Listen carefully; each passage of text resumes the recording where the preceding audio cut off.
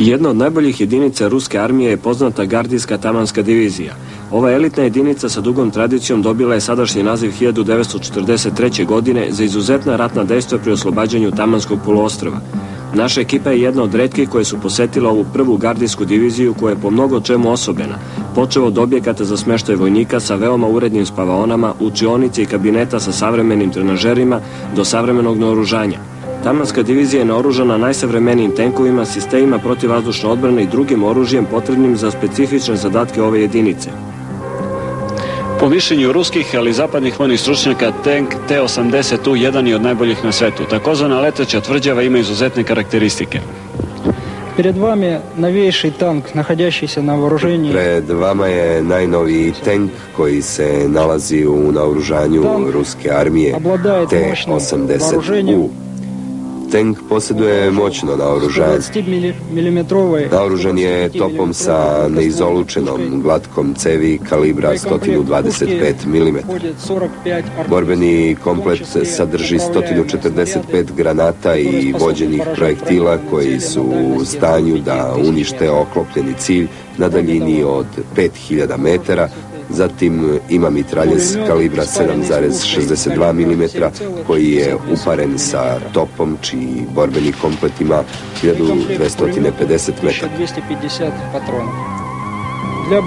Za borbu sa ciljevima u vazduhu i na zemlji tank ima protivavionski mitraljez kalibra 12,7 mm. 12,7 mm. Borbeni komplet ovog mitraljeza sadrži 450 metaka. Tank je opremljen najsavremenijim sistemom za upravljanjem vatrom. Praktično svaki metak pogađa cilj, prosto se ne može promašiti. Na njej promaknuti prosto невозможно. Posadu čine trojica ljudi, komandir, nišandžija i mehaničar vozač. Posadu štiti moćni višeslojni oklop, sem toga ima i dinamičku zaštitu od dejstva kumulativnih projektila. Zaštita ekipaža od воздействия kumulativnih snarjadov. U okviru Tamanske divizije nalazi se izviđačka četa. Ovo je jedinstvena prilika da vidimo samo deo mogućnosti ovih izuzetno spretnih, izuzetno obučenih momaka.